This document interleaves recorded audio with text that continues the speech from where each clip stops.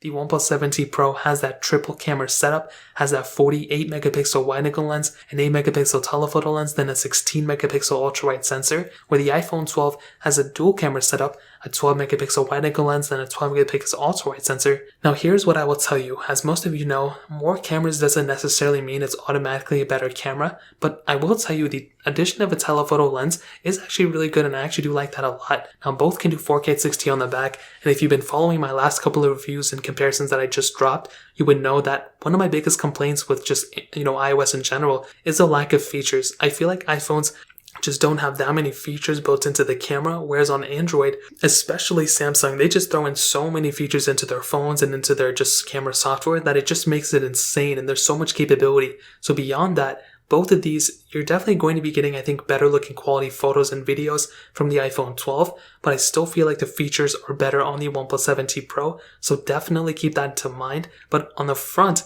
this is where things were extremely different. I don't know what OnePlus was thinking. They still only had a 16 megapixel sensor on the front, which is nice, and that's a really high, megapixel count, but can only do 1080p videos on that thing, which is insane. And I really don't even think that camera was that great. I think they spent too much time working on that little module of popping up the camera up and down. Too bad they didn't keep it, because if they fleshed that out a little bit better, it would have been really nice. But I was never a fan of it, to be completely honest. And the fact that it can only do 1080p videos, even the OnePlus 8T still can only do 1080p. That's the thing that's super insane. I don't know why they do that. The iPhone 12, on the other hand, with its 12 megapixel front-facing camera, that can do 4K 60 on the front.